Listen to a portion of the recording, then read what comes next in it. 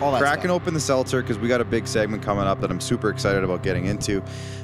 All the baseball talk. We're going to start with Blue Jays, of course, because it is the Bluebird block. So we'll start with that. But we are going to be talking about the rest of the Major League Baseball signings as well, and some that maybe even haven't happened yet as well, including some names like Chris Bryant, Freddy, Freeman, Carlos Correa. Some of those guys are being rumored to have homes potentially. So we'll get into that as well. But let's start off with the Blue Jays, of course, making the big splash after a couple of swings and misses. But they did make a big splash with Kevin Gausman, a pitcher, a front-end pitcher who the Jays have been truly trying to get for a few off seasons now. I think, even dating back to when he was with the Orioles. He's been out of the Orioles organization now for a few years. He just had a glorious year with the San Francisco Giants. I think he did he get Cy Young votes? He was in Cy Young talks in the NL. So getting Kevin Gausman, 5 years, long-term commitment for 110. It's a big number, but there's a comparison there too with Robbie Ray going to Seattle. His number was 5 years, 115. So some of the comments I've seen are, well, why didn't they just bring Robbie Ray back? It's essentially the same amount of money. Washington doesn't have state tax. There's income tax differences there. So I think that played a little bit into the number that Robbie Ray actually signed for. He was probably asking for more like 125, I would think, from the Jays, if you're factoring in all of that. But they got Gausman, and Gausman is a guy who, if you don't know, my fingers are crossed that this works out as well as it should, because Kevin Gausman is coming off a stellar year with the San Francisco Giants. They are now looking at a squad, a rotation of Barrios, who signed for another 7 years after this year, so 8 more years. Gausman, who's here for 5 more years minimum. Alek Manoah, who's here for 5 more years minimum, 6 I think even.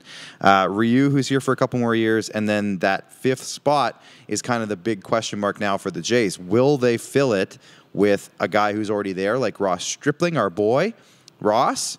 Will they do a younger guy like maybe Anthony Kay gets into the lineup? Maybe Thomas Hatch maybe gets into the lineup in terms of that 5th starter? Or do they go out and get another vet, which I think Max wants? I know Max is busy. That's why I'm doing all the talking here. But doing a great job. I feel like I've been doing okay. But one of our, You botched the intro, but that's okay. Keep going. Did I? Did I botch it? What did That's I botch fine. it? I wrote great notes, but it's fine. Jays fans Don't were worry needing about it. some gauze to cover open wounds of losing Marcus Semien and Robbie Ray, and they literally got all the gauze, man.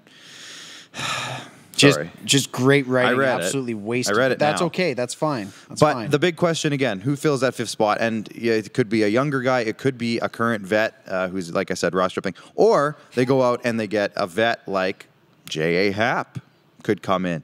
There might be some other guys out there like that. But, Max, I don't know how much we talked about this a little bit. Losing Robbie Ray, left-handed arm. They only really, outside of Ryu, have Tim Meza as a left-handed arm. And we mentioned Anthony Kay. He's a lefty. But do they need more left-handed arms, either A, in the rotation, or B, in the bullpen? Is that something that you think is a priority? Left-handed First off, before I answer that last question, I'm not super biased, but I'm a little biased. Little biased. I want to see Ross back in blue. I think that he had a really, really good... He had really good stretches, obviously. The first time we talked to him in the season, obviously things hadn't gotten off to the greatest start, but he really turned it around under the tutelage of Pete Walker, and again, the work that he put in. I'd love to see him back in that 5th spot in the rotation. It really solidifies things. And even still, he's a dual threat, right? He can come out of the bullpen and still provide some really good innings for you. So regardless of whatever role, I think Ross would be a great addition to have back on this team. Can I interrupt you for a sec? Please do. Ross Stripling had an A+ tweet about an hour ago. Nice. Let me just see if I can find it, because it is funny. A stat came out today about how the average fastball speed since 2002 has gone from 88.5 miles an hour to 95 miles per hour in 2020. It was 94.9 last season. Was it? And it used to be 88.5 in 2002. So Ross Stripling retweeted it. I'm not going to show you the whole thing, but he said, I'm just doing my part to get it back to 88.5. Because obviously Ross isn't a fireballer. He's told us that. That's not me making fun of him. He has said that on this show. He's a funny baller, though, man. A funny baller. He tickles the funny bones, that's for sure. Careful how you say that. You said funny baller. Tickle the funny... Anyways. I was just Get worried. your mind I was out worried of you were the going to say the gutter. wrong B word. Get your mind out of the gutter, good sir. But anyways, Ross Stripling, I would love him. And again, the other thing too with Ross, we talk about Nate Pearson as a potential fifth option. I have been on the record lots of times saying I love him as a reliever. If he goes back into the starting role, I'm not going to be mad. But how cool would it be? Maybe you see every couple of starts, you see Stripling out there for a couple of maybe 3 innings, so to speak, and then you see Nate Pearson go out there and fireball it for 3 innings, maybe so to speak, or 3 or 4, maybe if he's doing really well, and they almost split a start. Because I know that there is a bit of a mentality around Major League Baseball where there's certain teams out there that are experimenting with a reliever starting a game, and then you put in a longer reliever after that. So what if Ross went 3 innings, and then Nate Pearson went out there and fireballed it for 3 innings? Very different pitching styles. Ross is, 6'2", 6'3". Nate Pearson's bigger, he's taller, much different, speed, velocity, everything. Maybe that's a bit of an experiment they can work on a few times here and there. And Ross did have a few shorter starts that were like purposeful shorter starts. They were only 3 or 4 innings or something like that some days. So he's not necessarily a starting pitcher that's going to go out and throw 8 innings every time. So he had a couple outings though. He did have a couple. 7. He did have a couple gems, and that's why I would There's love. There's a plethora of options though. That's why I love Ross back. That's where we're sitting right now. Exactly. So let's just look. If we go out and look now, if I can just quickly try to do this, at starting pitchers that might be available still, and I'm thinking about some of maybe bringing in an older guy. Rich Hill is about 40, almost 42 years old. He's a lefty. He's a free agent at the moment. J.A. Happ is out there. Zach Greinke. I don't know if Zach Greinke is going to be an option for the Jays specifically. Cole Hamels is a name. He's a lefty. Obviously, he's been around the block a few times. John Lester, I don't think so. But there's Matt Shoemaker's out there. Remember Matt Shoemaker? Matty Shoemaker, yep. Could bring him back. But there is, more than enough names out there that are potentially available this offseason that if they really feel the need. Matt Moore, Drew Smiley. There's a couple solid names out there if they go out and maybe open up the purse strings a little bit, maybe in between. I don't remember when J.A. Happ signed with the Jays and it was a $12 million contract. Maybe it's $10 to $13-ish million a year for a vet. But if he comes in and just gives us a reliable 4th or 5th starter, I think the Jays would have to be more than happy with that. If there are any other Jays questions that you guys have, please send them in. We'd love to chat about that. I see Craig Ballard is checking in on YouTube. Sorry, Craig. I think I might have neglected a couple comments of yours. The lockout begins tomorrow at midnight. Gausman finished 6th in NL Cy Young voting. Thank you, Craig, coming in for the save on that one. The Jays offered Ray the same deal in addition to adding Gausman. Ray told the Jays he wanted to see what Anaheim would offer, and next thing Jays heard was Ray actually signed with Seattle. So thank you, Craig, also again for the save on that one. I've never seen someone spend so long on sending an Instagram story as my friend Max Ritz over here. It's because I'm sending 4, Clark. If you're gonna do it right, A+ effort. do it. Yeah. You don't have Mount Pleasant standards. No, I don't. I put links and stuff. Oh, he's putting links. See, he's doing the right thing. Doing it right before your eyes. Which company is that? No sponsor, but is that Lowe's? Jordan, who's doing it right before your eyes? Home Depot. Home Depot? One of the two. It's one of those. It's a home improvement company, I'm Who sure. cares?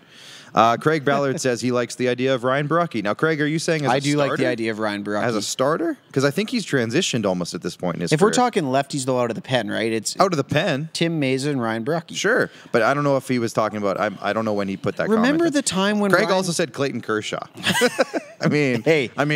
wouldn't hurt our feelings none, but I don't, man. Is he going to sign a $5 million contract? I don't know. Oh, man. And that's the thing, right? Is so Clayton Kershaw obviously had a bit of an injury-riddled campaign last year. Yeah. The dude's still going to net a hefty contract. Justin Verlander just signed a $50 million ticket, and he missed the entire season.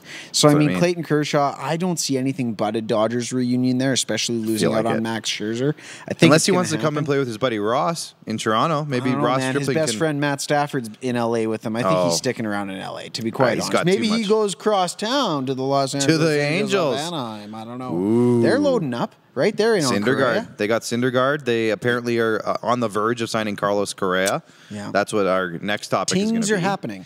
But let's get into what has happened in free agency, and then we'll get into what might happen. Max Scherzer. The New York Mets are opening up the wallet for Max Scherzer, signing a brand new record for highest paid pitcher of all time, Max. Not only this year in a single season, I think it's the highest paid pitcher in a single season, $43 million, but also his career. He's the highest paid pitcher in his career of all time with this deal, signing this deal. So the Mets, $43 million a year for 3 seasons. Scherzer's, I think, 37 now. Okay, got it. And not only did they do that, but they went out and made a couple other additions as well, signing Sterling Marte, right? Starling Marte? Yep. What did I say? Sterling? Sterling Silver. Sorry, it's been Come on, man. I've been on 2 shows today, Max. Give me a break. But you know what? Let me pull up the thing so that you can't make fun of me anymore. Well, I mean, typically people do their research before the show. I got one letter wrong in his first name. Well, anyways, I don't know. Steven Matz, though, obviously spurning Steve Cohen, and the New York Mets made him go a little friggin' nuts. So $140 million for 3 years for Max Scherzer. I mean, if you're looking across Major League Baseball, there's no guy you'd probably better to invest in. But at 37 years old, man, he's going to have to carry this production till he's 40. They also got Mark Canha. Mark Canha from the Oakland Athletics. Third baseman. Oh, no, outfielder. Thought he was a third baseman. Matt Chapman is Matt the third Chapman's baseman. the third yes. baseman. Good try, though. Good effort. My bad. Anyways, Long day. Yeah, an interesting note about that, if you read my notes. I didn't. Max Scherzer stands to make more than the entire Baltimore Orioles roster in 2022 should they not make any other signings. I also read something that he's making $30.8 million more than Connor McDavid a year. What's the brain and the handshake We're thing? meshing. Yeah, because I was just about to get to that. So when you look at these baseball salaries, and I know we talked hockey all first segment, but isn't that crazy? So Max Scherzer, who is arguably the best pitcher in baseball, but it's arguably. Connor McDavid is at the very least. Max Scherzer is top 5. At the very least. But Connor McDavid is not arguably the best player that hockey has ever seen, and it's just no, don't do that. You said ever seen. Yeah, ever seen. He's getting there. I'm throwing out the eras. I'm throwing out all that stuff. Got it. Come on, he's the best. Wayne Gretzky himself says Connor McDavid is the best player he's ever seen. Approved. Anyways, my entire point behind that is I get that baseball and hockey are 2 vastly different worlds, but the fact that Connor McDavid makes 1/3 of the money, not even 1/3 of the money that Max Scherzer makes, is absolutely insane to me. It's crazy. And Carlo Koliakovo agrees. He tweeted out today, NHL makes it, or what was it? It looks like the NHL players are making chump change compared to just Max Scherzer's. And I mean, we all saw Connor McDavid's house last week. He's doing okay, but still, imagine the house that Max Scherzer has. He didn't have a power cord for his computer. That's the poor true. guy needs to go out and buy a power cord. He can't even afford a power cord for his computer. It's tough sledding out in Edmonton right now. The Texas Rangers also making waves, if you might want to call it that. Getting a couple of infielders, Corey Seager and our boy Marcus Semien from the Jays. He's not our boy anymore. He was our boy. Our former boy. It's sad. Oh, Rona is doing it right. Now, but it's doing it right, I swear, there's a before your eyes. I feel like Rona it's a burger or Maybe something. they just eliminated that part and they just went simple, doing it right. I don't I don't know. Rona, though. Shout out Rona. Not a sponsor. I don't know. Yeah. Rangers, now here we go. Future sponsor of the Regina SquadCast. Yeah, you think so? Or the Saskatchewan SquadCast. I hope so. Here's the thing. I'm going to read your script here. Oh, about time. You get to the last note of the night and you decide. The Rangers break open the war chest and committed $500 million to their new middle infielder tandem of Marcus Semien and Corey Seager, earning $175 million over 7 years and $325 million over 10 years, respectively. In addition, picking up front-end rotation arm John Gray for a cool $56 million over 4 years. You had no idea they signed John Gray, did you? No, I did. I saw that. I did. I swear. Also, Javi Baez joining the Detroit Tigers. 4 years, 130? 6 years, 140. That was what it was. There's a lot of numbers flying around. Forgot the last part of the note there. Not the Jays. Yeah. Not the Jays. not Javi the Baez. The brother-in-law connection brother-in-law apparently did connection not with have as much weight Jose as everybody Barrios. seemed to have thought. You know, it's funny. Right before he signed the deal, I was going to send you a video from 2019 of Javi Baez catching for Jose Barrios in Puerto Rico. I saw that one, yeah. And I was going to send it to you, and then I'm like, I won't. And then, like, that night was the report that he signed with the Tigers. So, but the Rangers, I saw you sent, I think, the funny meme that they went. They are a 60-win team last year, 60 and 102, and they're super excited to see their fans. What was it, like 78 wins or something? It's like, or what was it? If you can't love us at 60 and 102, we don't need you when we go 75 and 87. Right, super perfect. The Rangers and the Mariners are in an interesting position because the Rangers were downright bad last year. Mm-hmm. The Mariners got a real magical run, but at the same time, I think they're going to lose a bit too in Seattle, and I don't think that Robbie Ray is going to necessarily, put them over the top. However, I shouldn't say that because I'll say that, and then they're going to win the NL. That's exactly the AL it. West. Don't do that, right? I won't do that. They're, so I'm not they're going in a bit to. of an. But the Rangers, though.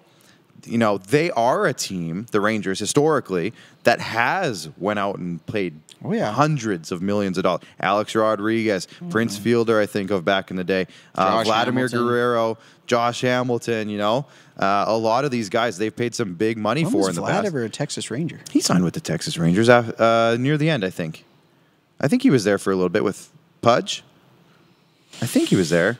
Please don't tell me I'm wrong on that. With the Montreal Expos, but... No, I think he played with the Rangers for a minute. Oh, he played one season with the Rangers. Yeah, and I think they paid him... Actually, it was a pretty good season, too. Yeah, I'm telling you, man. 29 home runs, 115 ribbies. And wasn't he there with Juan Clark. Gonzalez?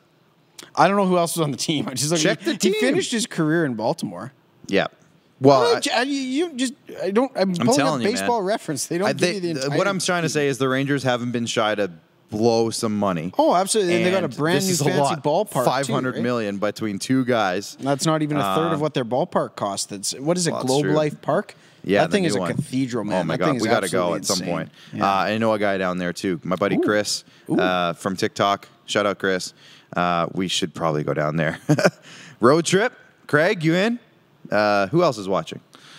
At this point of the night. Some of the names, now I want to get into this just before we get into our NFL picks, and then we're going to get out of here so Jordan can go home. Mm-hmm. Some of the names that I am still looking at in terms of, names flying around the rumor mill right now. Javi Baez signed. He's not coming to Toronto. Not Javi Baez. No. Top of the list, Freddie Freeman. Freddie Freeman is part Canadian. So there is obviously the instant connection that he's going to sign with the Jays. This isn't from me. A lot of people are saying this. He's a 32-year-old first baseman. His parents were born in Canada. He was not, but he has played for Team Canada in the past. Shout out Tim Leeper, coach of Team Canada baseball. And Freddie Freeman's a guy who just won a World Series. So maybe he wants to, etch his legacy in a different market. Etch a sketch. And... maybe he's a vehement believer that he wants to be back in Canada. Shout out Myron. I said vehement. But there's a thought process out there that maybe he could come to Toronto in tandem with Vladimir Guerrero at first base or DH. Maybe Vladdy's super insistent that he wants to go back to third base. Now, that would fill a hole that the Jays really need. And imagine that lineup with Freddie Freeman and Vladdy Guerrero in it and a DH. But I just don't think that Freddie Freeman feels to me like the type of guy the Jays would go after at this point. What do you think? You're giving me a weird look. You don't like it? No. Good answer. It's not happening. Why not? I don't know. We filled a nice little couple minutes of airtime. Left-handed bat. We need a left-handed bat in Toronto. Re-sign Corey Dickerson and trade a couple of guys for J-Ram, whatever it is. J-Ram. I'm just Jose Ramirez, for those who don't know the reference. Freddie Freeman is not coming to the Toronto Blue Jays, and I will eat my sock if he does. Happily. I think we're clipping I will say this. happily. Clip it. But I mean, I know that it's soon December and Christmas miracles are, kind of floating about in the air as everybody pours their hot chocolate and puts their Santa cookies out and milk and all that stuff. Freddie Freeman is not coming to Toronto. Mm-hmm. As much as we would all love him to. He's a great first baseman. Great dude. Great dude. Great guy. Like you said, partial Canadian, so why wouldn't he? Awesome fella. These rumors man, these rumors that get manufactured sometimes. I used to be an idealist when it came to free agencies, and the Jays are going to go get everybody. No, they're not. They're going to make They're calculated. in on everybody. Yeah. Another name that they're in on is Chris Bryant, apparently. Chris Bryant, third baseman. Now, drafted by the Jays originally. Yes. Obviously spurned didn't them. Jimmy V spurn them. Went to the Cubs the next year instead. Won a World Series. Not a big deal for him. But he is a third baseman. Again, third baseman's kind of the need. The perceived. I'm with Craig. He's done the sell job on me. It's J-Ram, or you go back to Santiago Espinal, because he filled in admirably. And with even more at-bats, I think you could see Santiago Espinal be a guy that's 7 or 8 in the lineup, an inexpensive option for when the Jays inevitably, as we talked about off air, everybody's kind of in this mode with the Jays that, all right, we're going to go out and spend Texas-sized dollars and get every free agent on the market and this and that. No, that's not how Ross Atkins and Mark Shapiro have built this team.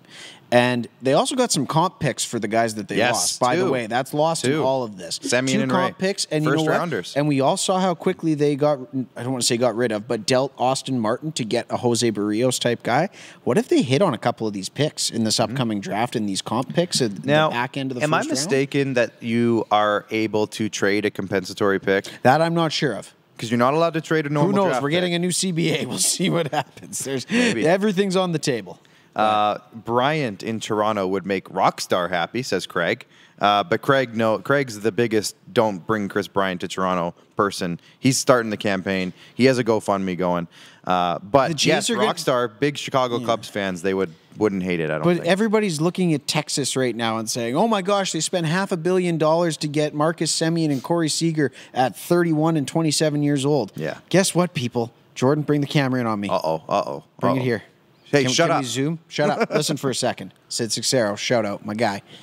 The Jays are going to have to spend the exact same amount, if not more, on Bo Bichette and Vladimir Guerrero Jr., and they're going to have to do it soon before that number turns into really coming $600, in on you there. $700, $800 million. I'm getting scary. $1 billion. What's the thing? The mini-me? Yeah. That's good stuff. Jordan's never seen Austin Powers, so he has no idea what you're talking about. Well, either way. I'm just saying that when it comes to the Toronto Blue Jays, they're making these moves with thinking not just for this season.